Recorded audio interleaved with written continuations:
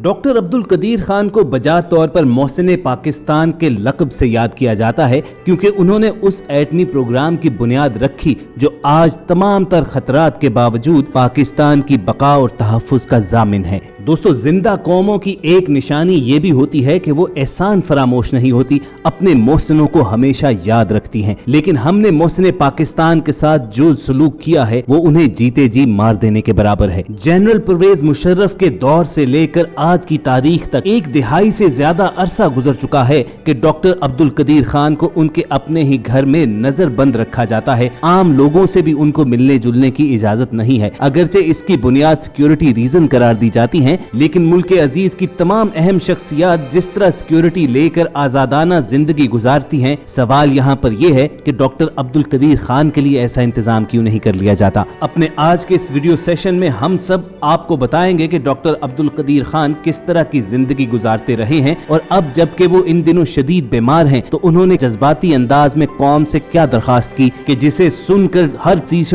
पाकिस्तानी की आंखों में न सिर्फ आंसू आ जाएंगे बल्कि वो बहुत कुछ सोचने पर भी मजबूर हो जाएंगे। लेकिन खवातीन हज़रात, वीडियो के बाकायदा आगाज से पहले आप रेड बटन पर क्लिक करके और बेल आइकॉन को प्रेस करके हमारे चैनल के सब्सक्राइबर जरूर बनिए ताकि ताज़ा तरीन खबरों पर बेलाग तज्ज़ी और तबसरे आप तक पहुँचते रहें। खवातीन हज़रात, अगस्त के चौथे हफ्ते में डॉक्टर अब्दुल कदीर खान की तबीयत जरा खराब हुई। फौरी तौर पर उनके टेस्ट कंडक्ट किए गए तो ये इंकशाफ हुआ कि डॉक्टर अब्दुल कदीर खान कोरोना में मुब्तला हैं। 26 अगस्त के रोज उन्हें इस्लामाबाद में वाक़या कहूटा रिसर्च लेबोरेटरी हॉस्पिटल में दाखिल कर दिया गया और फिर तबीयत ज्यादा बिगड़ने पर उन्हें 28 अगस्त को मिलिट्री हॉस्पिटल के कोरोना वार्ड में मुंतकिल किया गया, जहाँ उनकी शरीके हयात और उनकी बेटी उनकी तीमारदारी कर रही हैं और उन्हीं के जरिए डॉक्टर अब्दुल कदीर खान ने कौम के नाम एक पैगाम भी भेजा। बाबाए एटम बम कहलाने वाले डॉक्टर अब्दुल कदीर खान से हर पाकिस्तानी दिलो जान से मोहब्बत करता है। डॉक्टर कदीर ने कौम से अपनी सेहतयाबी की दुआ की अपील करते हुए ये वसीयत भी की कि अगर उनकी इस बीमारी की सूरत में वफात हो जाती है तो पाकिस्तान के हर शहर,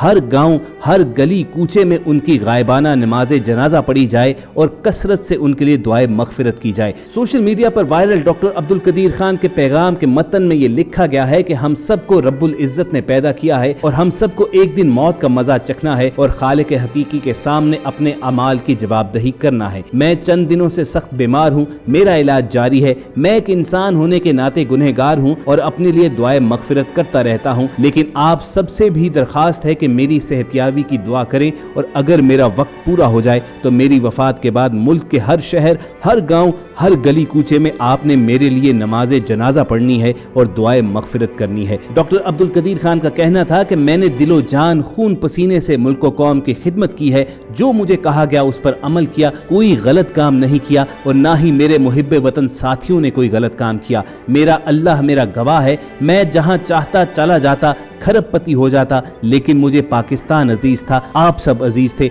आपकी हिफाजत और सलामती मेरा फर्ज था। मैं दिसंबर 1971 यानी पाकिस्तान के टूटने का सानहा कभी नहीं बुला सका। पैगाम के आखिर में डॉक्टर अब्दुल कदीर खान ने एक नोट लिखा कि पाकिस्तानी कौम ने मुझे मोहसिन पाकिस्तान और मुहाफिज पाकिस्तान के अलकाबात से नवाजा है, जिसके लिए मैं तहे दिल से उनका शुक्रगुजार हूँ। और उसके बाद उन्होंने पाकिस्तान जिंदाबाद का नारा लगाते हुए अपना पैगाम खत्म किया। खवातीन हज़रात, डॉक्टर अब्दुल कदीर खान ने दुआए सेहत की अपील करते हुए जो वसीयत की है, उसके अलावा इस पैगाम में जो ये बात की गई कि मैंने कोई गलत काम नहीं किया है, वो इस जानिब इशारा था कि जब जनरल परवेज मुशर्रफ के दौर में डॉक्टर कदीर खान को गैर कानूनी तौर पर लीबिया, ईरान और शुमाली कोरिया को जोहरी टेक्नोलॉजी मुंतकली के इल्जाम पर इस्लामाबाद ही में उनके घर में नजर बंद कर दिया गया था, उस वक्त डॉक्टर अब्दुल कदीर खान ने सरकारी टेलीविजन पर आकर बात करते हुए कौम से माजरत भी की और ये इतराफ किया कि उनसे गलतियां हुई थी। मगर खवातीन हज़रात, गैर जानिबदार तज्जियाकारान का कहना यह था कि डॉक्टर अब्दुल कदीर खान ने जो कुछ भी किया हमेशा पाकिस्तानी हुकूमत के कहने पर ही किया गया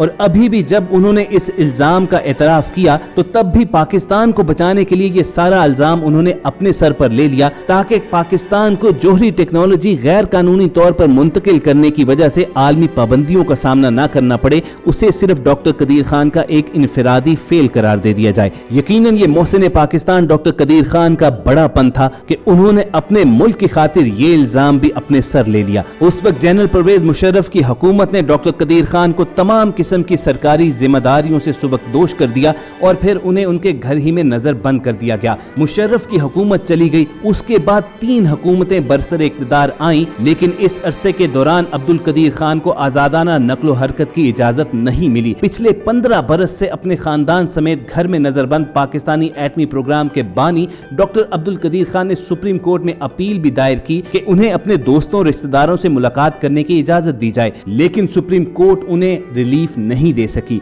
हम किस कदर मोहसिन कुश कौम है, इस बात ही से अंदाजा लगाइए कि हमारे पड़ोसी मुल्क भारत ने अपने एटमी प्रोग्राम के बानी डॉक्टर अब्दुल कलाम को अपना सदर मुंतखब करके उन्हें इज्जत दी, जबकि हमारे यहाँ एटमी प्रोग्राम के बानी को पिछले 15 बरस से घर में नजरबंद किया गया है। अगरचे सन 2009 में इस्लामाबाद हाई कोर्ट ने उनकी नजरबंदी खत्म करने के अहकाम जारी किए और कहा कि डॉक्टर अब्दुल कदीर एक आजाद शहरी हैं। अदालती हुक्म पर उनकी नजरबंदी तो खत्म कर दी गई, लेकिन वो अपनी नकलो हरकत के बारे में हुक्काम को मतला करने के पाबंद हैं और हर वक्त सिक्योरिटी के हसार में रहते हैं। पाकिस्तान के जौहरी बम के खालिक और पाकिस्तान के हीरो डॉक्टर अब्दुल कदीर खान 1936 में इंडियन स्टेट भोपाल में पैदा हुए। इब्तदाई तालीम भोपाल ही में हासिल की और उसके बाद पाकिस्तान हिजरत करके कराची यूनिवर्सिटी से आला तालीम हासिल की और फिर मजीद तालीम के लिए बर्लिन, हॉलैंड और बेल्जियम की यूनिवर्सिटी से फारिगुत तहसील हुए। पाकिस्तान के उस वक्त के सदर जुल्फकार अली भुट्टो के कहने पर उन्होंने पाकिस्तान वापस आकर जौहरी तवानाई और जौहरी बम का प्रोग्राम शुरू किया